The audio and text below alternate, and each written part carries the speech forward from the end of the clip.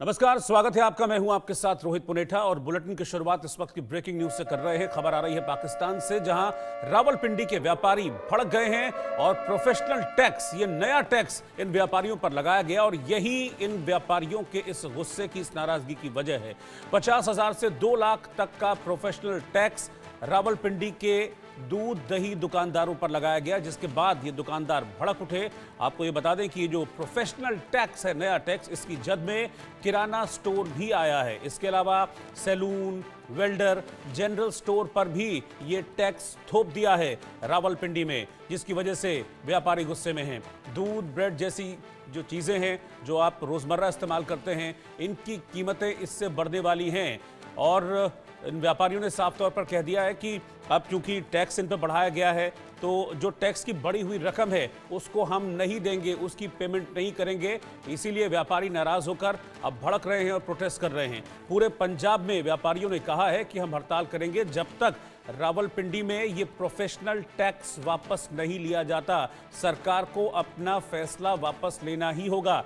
पहले से ही हम देख रहे हैं कि पाकिस्तान में महंगाई चरम पर है, तमाम चीज़ों के दाम बढ़े हुए हैं। अभी तक जो टैक्स होता था रावलपिंडी में, ये दूध दही, किराना स्टोर, सैलून, इस तरह के जो छोटे मोटे दुकानदार हैं, इन पर ये टैक्स की रकम 3 से 5,000, 10,000 हुआ करती थी, सालाना की मैं बात कर रहा हूँ। लेकिन इसे बढ़ा दिया गया है, अब इसको 50,000 से 2 लाख कर दिया गया है। अब आप सोचिए कि एक छोटा दुकानदार, सैलून मतलब बाल काटने वाला जो है, एक किराना स्टोर चलाने वाला, छोटी मोटी दुकान चलाने वाला, दूध दही की डेयरी चलाने वाला, ये लोग अगर 50,000 से 2 लाख का टैक्स साल भर में देंगे सरकार को, तो खुद क्या खाएंगे कमाएंगे। इसी बात को लेकर इन व्यापारियों में रोष है। इनकी जो एसोसिएशन है, यूनियन है, उसने साफ कह दिया है कि बढ़ा हुआ टैक्स नहीं देंगे, सरकार को ये टैक्स वापस लेना पड़ेगा। दरअसल इन्होंने कहा है कि ये टैक्स नहीं है, ये बोझ डाला गया है हमारे ऊपर, जो थोड़ा बहुत हम खा कमा रहे हैं, इस टैक्स के बाद वो भी चला जाएगा, हमसे हमारा निवाला छिन जाएगा। इस बात को लेकर व्यापारियों में रोष है और वो प्रोटेस्ट करते हुए उन्होंने साफ तौर पर कहा है कि सरकार के इस फैसले की मुखालफत करते हैं और सरकार को अपना ये प्रोफेशनल टैक्स वाला जो डिसीजन है, जो फैसला है, वो वापस लेना ही होगा। इस वक्त की ब्रेकिंग न्यूज मैं आपको बता रहा हूं।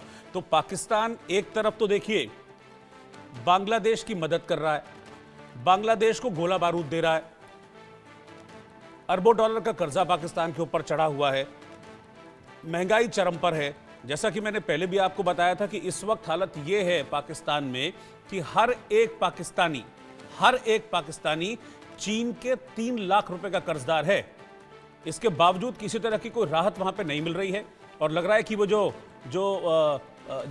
कर्जे का पैसा चुकाना है, वो अब ऐसे ही छोटे व्यापारियों का खून चूसकर चुकाने की तैयारी कर रही है पाकिस्तान सरकार। और इसीलिए रावलपिंडी में ये छोटे मोटे दुकानदार, दूध बेचने वाले, दही बेचने वाले, अपना आटा दाल बेचने वाले, सैलून में जो बार्बर होते हैं, नाई होते हैं, इस तरह के लोगों पर, छोटे व्यापारियों पर ये मोटा टैक्स लगाया है पाकिस्तान सरकार की ओर से। अजय जांडियाल इस वक्त मेरे साथ इस वक्त जुड़ गए हैं।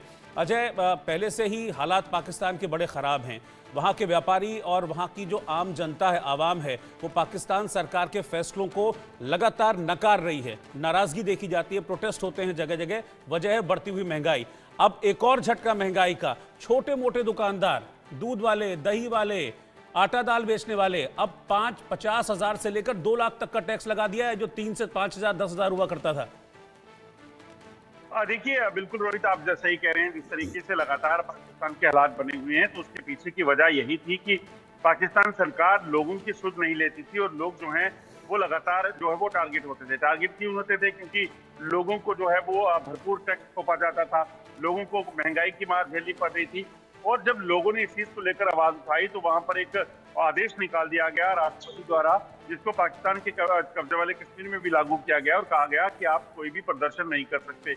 और इसी प्रदर्शन को इसलिए रोका गया क्योंकि सरकार की मंशा ये थी कि किसी भी तरीके से जब विरोध प्रदर्शन होता है तो अंतर्राष्ट्रीय कम्युनिटी जो है इसको देखती है और वो देखती है कि पाकिस्तान के कब्जे वाले कश्मीर में या गिलगित बाल्टिस्तान में क्या हालात हैं।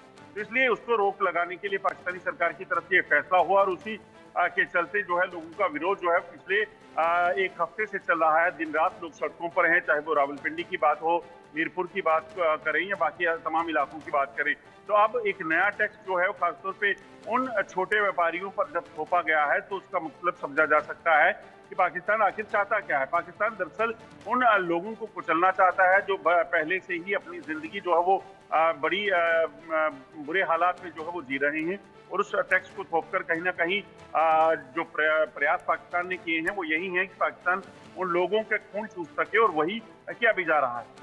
अच्छा, बिल्कुल चीन के शिकंजे में है पाकिस्तान, और इंडिया न्यूज ने बताया था कि अभी जो पाकिस्तान पर कुल कर्जा है चीन का वो $29 बिलियन के आसपास का है।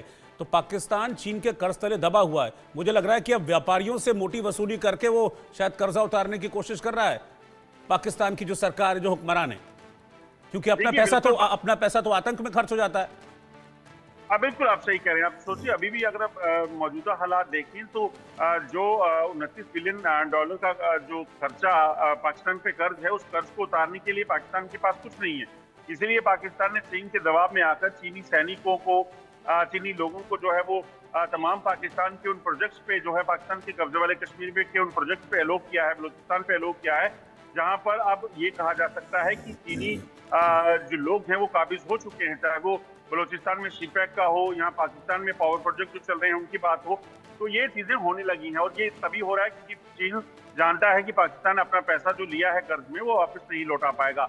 अब उस पैसे से ही कहें या फिर ये कहेंगे कि किसी भी तरीके से सरकार का रेवेन्यू बढ़ाने के लिए वो व्यापारियों पर जो है वो टैक्स लगा रहा है। उसका टैक्स का मतलब सीधा तौर पर यही है कि आने वाले दिनों में वो टैक्स की मार भी लोगों पर पड़ेगी, क्योंकि व्यापारी जब टैक्स भरेगा तो आम लोगों के लिए चीजें जो है वो और महंगी हो जाएंगी और हालात वहां पे खराब होंगे।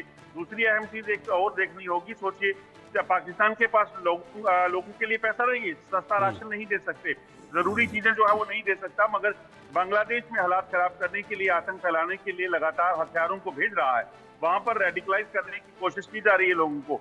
आज बांग्लादेश में हालात जो बने हैं उसके पीछे भी तो पाकिस्तानी है ना।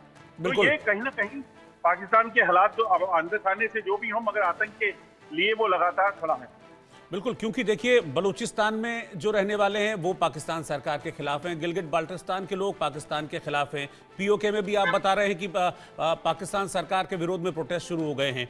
अब ऐसा लग रहा है कि सरकार के इस फैसले से धीरे धीरे करके जो पाकिस्तान के बाकी के प्रांत हैं वो भी एंटी गवर्नमेंट हो जाएंगे, और उसमें रावलपिंडी भी एक नया नाम होगा।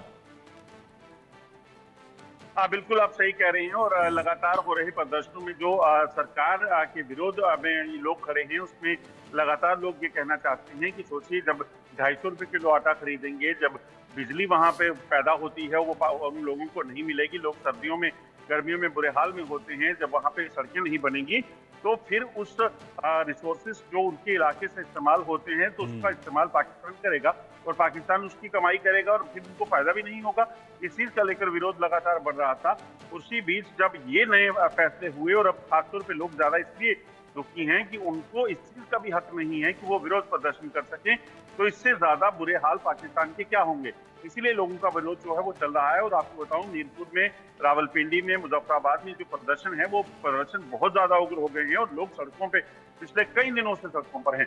और अब इस तरीके से जब वसूली करने का काम सरकार वहां कर रही है, टैक्स बढ़ा रही है, उसके पीछे की मंशा पाकिस्तान की क्या है वो सबको दिखती है, क्योंकि पाकिस्तान जानता है किसी भी तरीके से जो पैसा आ रहा है, चीन ने जो वहां पर इन्वेस्टमेंट की है, $1 बिलियन की इन्वेस्टमेंट, उसमें कई $1 मिलियन जो है वो तो सिर्फ पाकिस्तान के जनरल्स और पाकिस्तान के नेता खा गए हैं।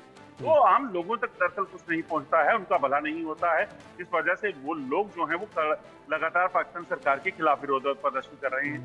बिल्कुल, जिस तरह की चीज़ें चल रही हैं, मुझे लग रहा है कि वो अपने जो शहबाज शरीफ हैं उनका नाम बदलकर कहीं वसूली भाई न रख दें, क्योंकि ऐसा ही हो रहा है। आप किसी भी तरीके से जनता का खून चूसो और वसूली करो, वसूली भाई हो जाएगा शहबाज शरीफ का नया नाम। शुक्रिया आपका बहुत बहुत, अजय जांडियाल साथ में जुड़ने